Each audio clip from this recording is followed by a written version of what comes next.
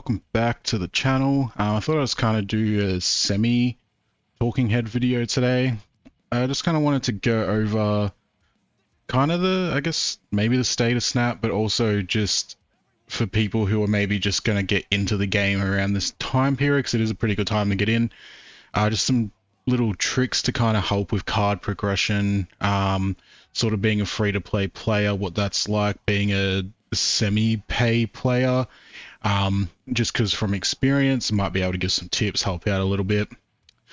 So just in terms of this video, I'll kind of go over, in terms of the video, I'm just going to go over like the general stuff to begin with.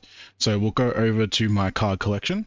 So with card collection, when you're starting off, you'll be getting a lot of cards as you level up.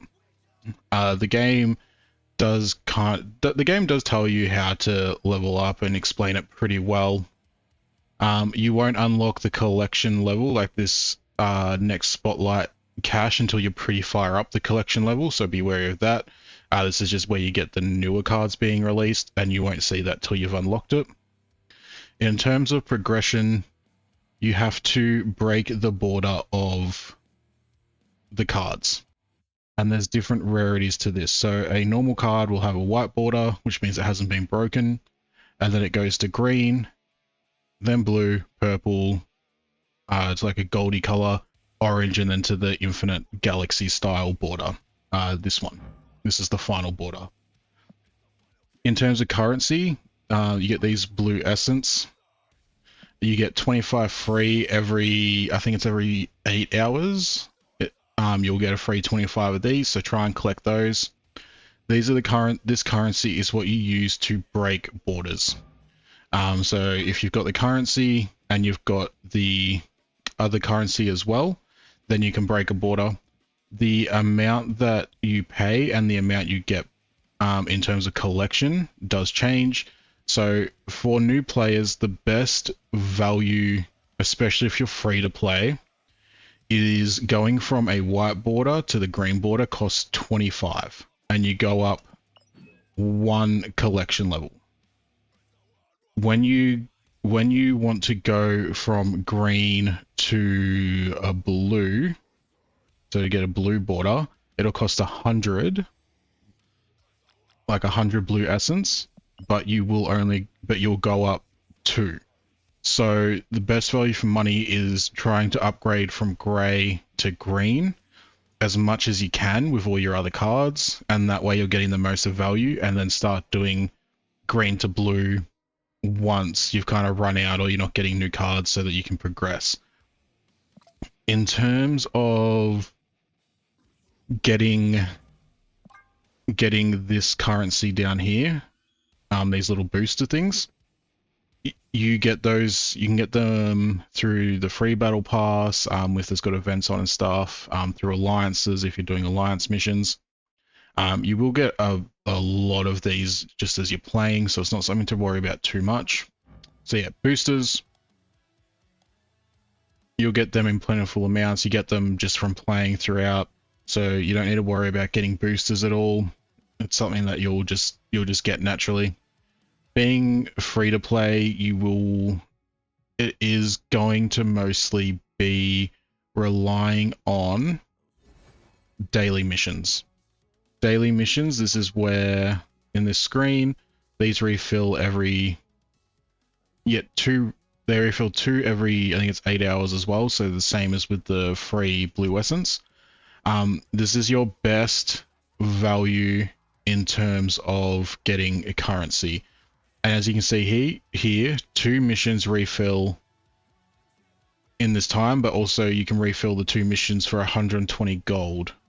So gold, I wouldn't say it's finite, but it is like a kind of pretty valuable currency that you don't want to waste. My best advice for gold is spending it on missions. It's the best value, and other free-to-play players may look at something like 400 gold to get 500 here, 1200 to get 1500. You can probably do the math and maybe it works out better to do this, but from my experience, paying for the missions is better value, especially if you're trying to grind up to get one of the new spotlight cards. You'll also have the battle pass missions and all that, so going through the battle pass as a free-to-play player, you do get credits, you'll get boosters, you get some other random assortments of things, mostly credits, so you get a little bit of gold from this as a free-to-play player. And then once you get past level 50, all of these season caches are free, and you can keep going. So definitely utilize getting through this even if you haven't paid for it, because you do end up getting a lot of free stuff that can help out. Also being free to play means that you kind of have to understand that you will miss out on cards, especially the new ones. When you are a free to play player, another currency will unlock, as in the token shop currency. I like to gamble with these, so I've pretty much used all of mine on getting a Mystery Series 3 card for 1,000. As if you're a free-to-play player, I do not recommend wasting tokens on doing these random spins. You get 3,000 once you unlock the token shop, and then this does change, so you can buy the newest card for 6,000 if you've got 6,000, or you can get this card randomly changes every 8 hours as well, and you could potentially get a card you really need for 3,000 tokens. And then this side is just an ultimate variant. You get a lot of variants just playing. I don't recommend wasting tokens, especially because these are very valuable on getting skins. If you are free to play, you'd want to utilize saving these for cards that you know you want, that you're going to use, so you kind of understand what decks you like to play, understand what cards you want, and then save your currencies for those cards that you really need. In terms of leveling up cards, you will get boosters randomly for cards in the deck that you're playing at that time. So if you're not rotating decks or rotating cards a lot, then you may find that you're only getting boosters for the set 12 that you have in a deck. So do try and experiment so you do get boosters for other cards and you can level up those cards.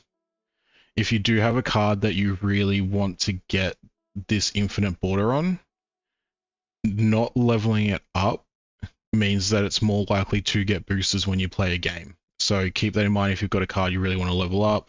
Hold off on leveling it up, and then you'll get heaps of boosters for it. In terms of once you get the infinite border, you can then break the card. This will unlock custom card, and then you'll get some type of background, whether it's a foil background or a prismatic background like this one. And then you can customize the cards from there. And then the card border starts from the start. So once you break a card, it'll then go back to the white, and then it goes to the 25 to get to green, 100 to get to blue, and so on and so on. And then you can keep breaking cards. My biggest recommendation is, if you're able to and you have the spare money, best value for your money is definitely the battle pass. Here in Australia, it's like $15. And then obviously you get everything in it. You'll also get the season pass card, so you get a new card with it. You get some card variants.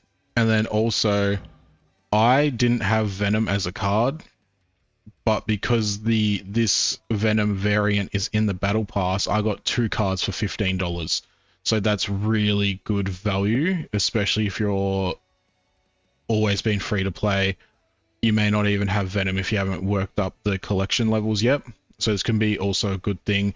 Like if it's got a card outside of the spotlight card that you don't have, it's $15 for 2 cards. That's like crazy. And like if for some reason you didn't have like the Carnage, which I think you get for free pretty early in the collection level, but if you didn't have Carnage, then that's 3 cards you'd get for free. So this is definitely worth the money. If you're strictly free to play but do have that little bit of spare money, highly recommend the battle pass. In terms of the shop, I haven't done it at the moment, but this 30-day gold pass is also really worth the money for $8 Australian. It is worth the money. I think they are taking away the gold bonus once this ends. So as you can see, I have previously, when Wiccan came out, I really wanted Wiccan, and I put a bit of money in to grind missions to get Wiccan. So that's kind of like where I would go with free to play or moderately free to play. Definitely get the battle pass if you can. Otherwise, it's just if you're completely free to play, don't want to put in money. It is extremely grindy. There's no like tips in grinding faster except for kind of just you just have to do your missions. If you got gold, get more missions, level up, grind. You'll eventually get to levels where you get the collector's reserve. These are annoying because there's no guarantee you'll get a new card in these ones once you get to these levels. So you could end up just getting icons. You could end up getting just more credits, which are useful, but can also be annoying, like boosters. You can get card variants and stuff out of them, which is kind of cool. And then as you get higher up, you'll get spotlight keys. You need 120 collection level to get one spotlight key to open up one of these spotlight caches. That's how you get one of these cards here. So that's one way to get the new card as a free-to-play player. Extremely grindy, but you also run the chance of getting one of these 3 cards. So you may only get one spotlight key per week, and that you're not guaranteed the new card. So keep that in mind, and that's why it's always handy as a free-to-play player to have those token shop keys saved for if you really wanted Scorn and you did not want any of these cards, like these cards would not work for you at all, you don't have decks for them, you don't want to try them out, then I would recommend buying Scorn with the token. Otherwise, in terms of the shop, you do sometimes get these offers, typically paying the $8. So you'll get 2 free ones, you can pay some money to get these 2, then you'll get 2 free ones, pay some more money, get 2 more free things. Typically claim the 2 free ones. If you're free to play, obviously don't, it's not really worth paying the money. If you're moderately free to play, I would look up on like Reddit or YouTube to see if people have brought this, to see if it is worth the value to continue. But doing these offers does get really pricey really quickly. In terms of special offers, this is another way that you can buy cards you may not have. And if you really, really want them, obviously $80 Australian, you get 1 card and 6,000 credits. If you've got that type of money and you really want the card, completely up to you. Obviously, free-to-play players aren't going to do this, but as you can see here, 2,000 tokens and a variant is $30.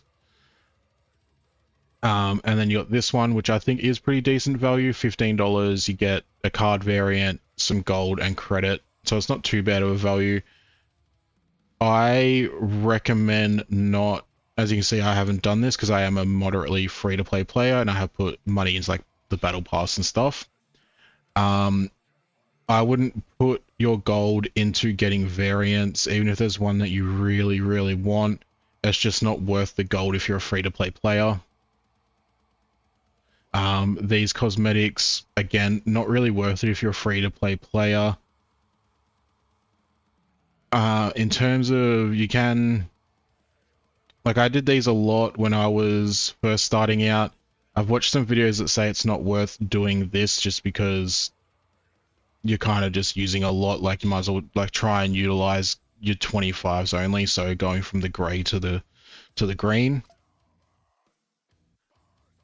Otherwise, I think I'm just trying to kind of think if there's any other kind of advice in terms of the leveling system. Not in terms of other advice, it would kind of just be, if you've got the money, battle pass, best value. If you don't have the money, just be prepared that you're going to be grinding and that you will potentially miss out on cards you want. The new cards do go into rotation after, I think it's like a month or 2 months, I can't exactly remember.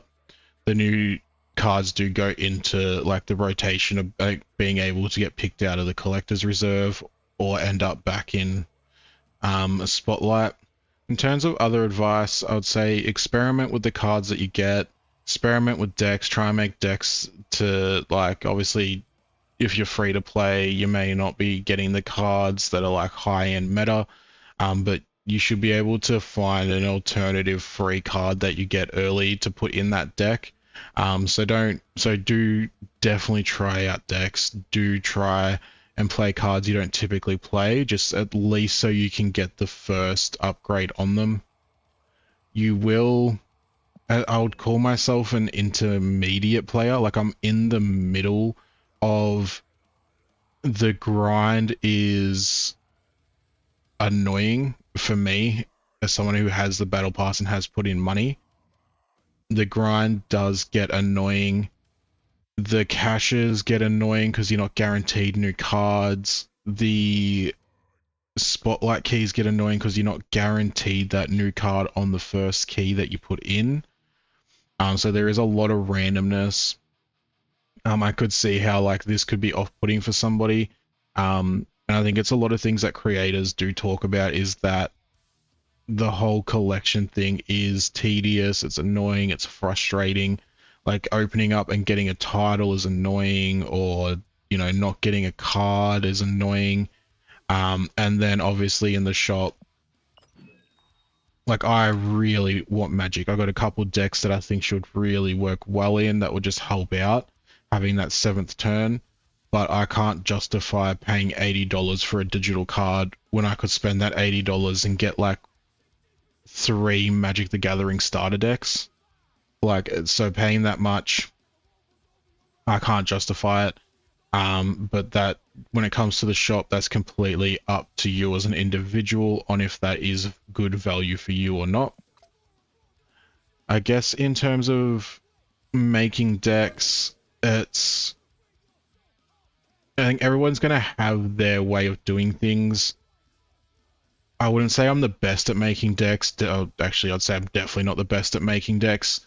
Typically, I'd say look up a deck guide on a particular archetype you want to play, and then that person may give alternatives for free-to-play players. They may not. But like I've got this mill deck and it's missing couple cards like Red Guardian, and I wanted I can't remember the other card I wanted, but there's another 3-cost card I wanted that brings out one of their cards from their deck, and if it's under 8 power, it kills it. But I don't have those cards, so I substituted in Wolfsbane because it synergizes as a 3-cost with Brood and Silver Surfer. And then like I put in Dr. Octopus instead of that other card I was talking about to bring a card out of their hand. And then I've got Black Bolt in here to kill a card in their hand end game.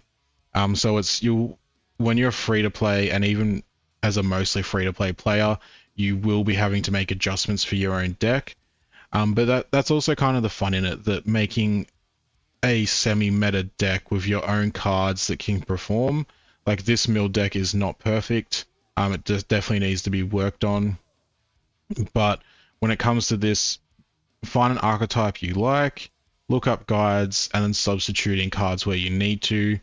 Potentially, you may be somebody that likes to go directly to your 6-cost cards, and then maybe you like Apocalypse. Discard, put back with +4 power. Awesome. So you know what he does, you want to play him. You can just go up here, and then you got some discard options by going up to here, clicking discard. It brings up cards that have discard in what they do. So on reveal, discard rightmost, and then you can go through this and sort of make a deck. Some archetypes you can just put in every card that would potentially say discard and it will work.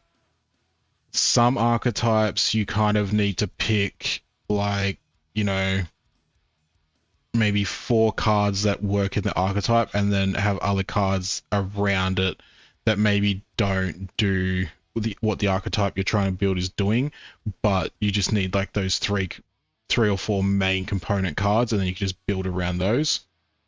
So don't just be like, oh, I want to play discard, and then potentially just put in every discard card you've got and then expect it to work. Like, you will have to put in like a random ongoing that maybe does like a buff, or can activate a card twice or something like that.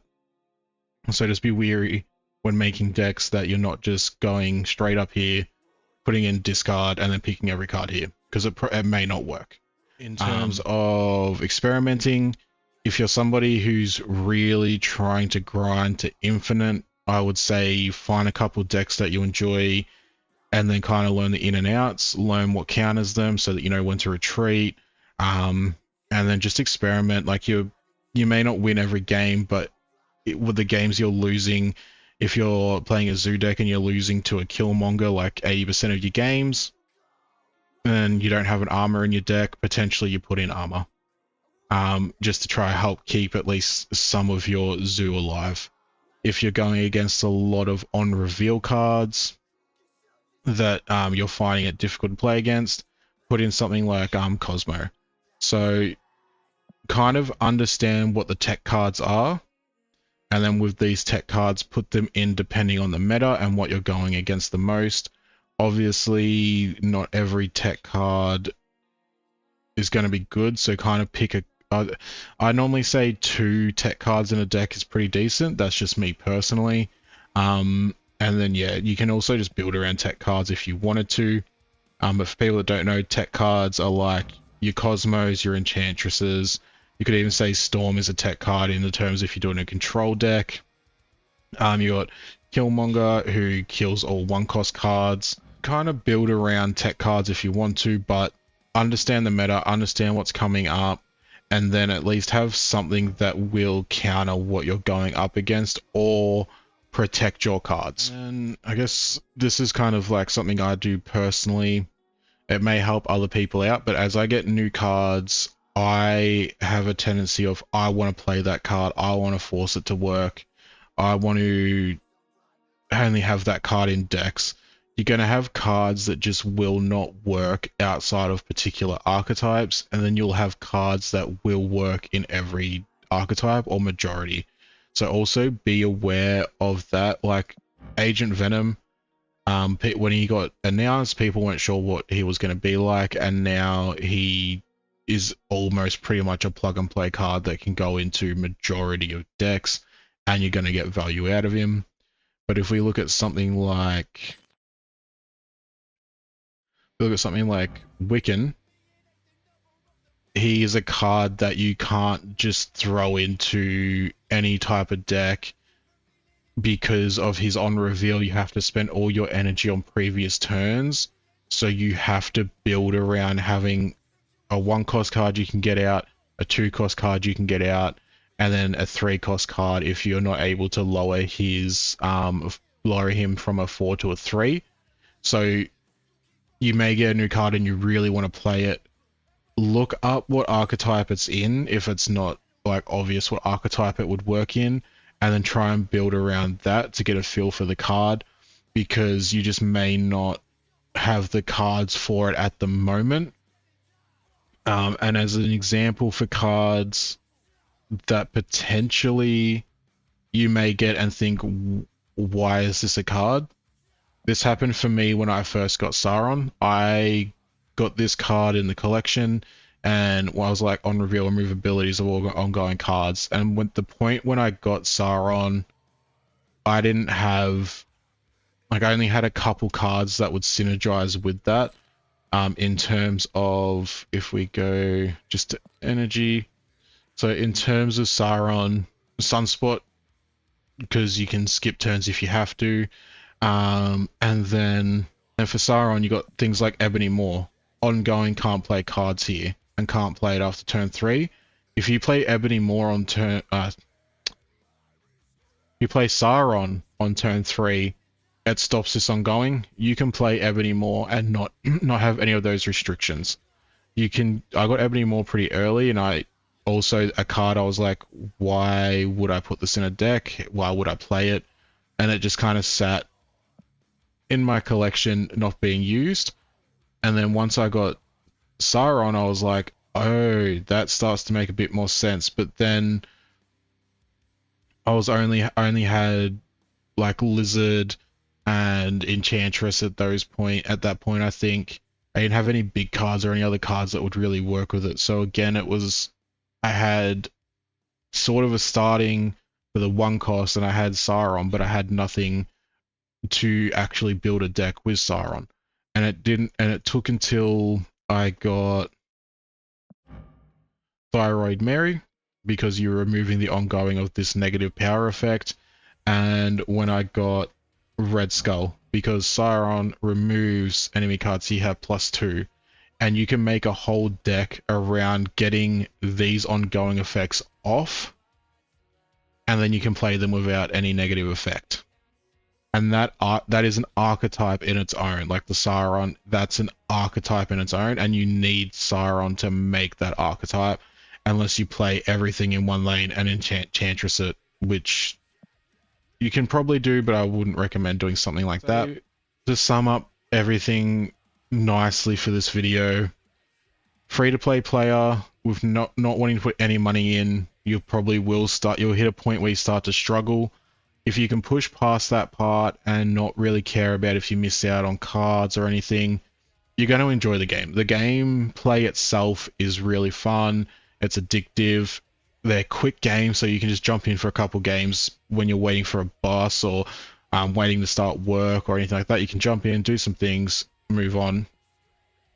If you're moderately free to play and you have the available money and you're not worried about like spending money on a game to get digital cards, first thing would be Battle Pass. Definitely get the Battle Pass. It's worth the money.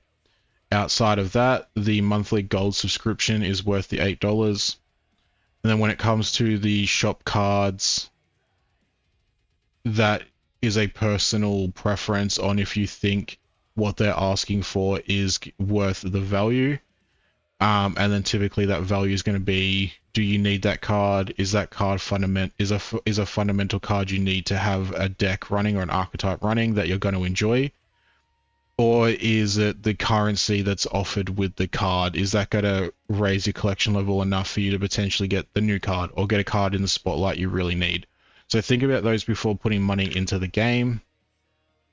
In terms of the gameplay itself, it's fun, it's addictive. Like, if you put money into the game, you're not going to be disappointed because it's a game you can keep coming back to. And then as of now is probably one of the best times to get into Marvel Snap.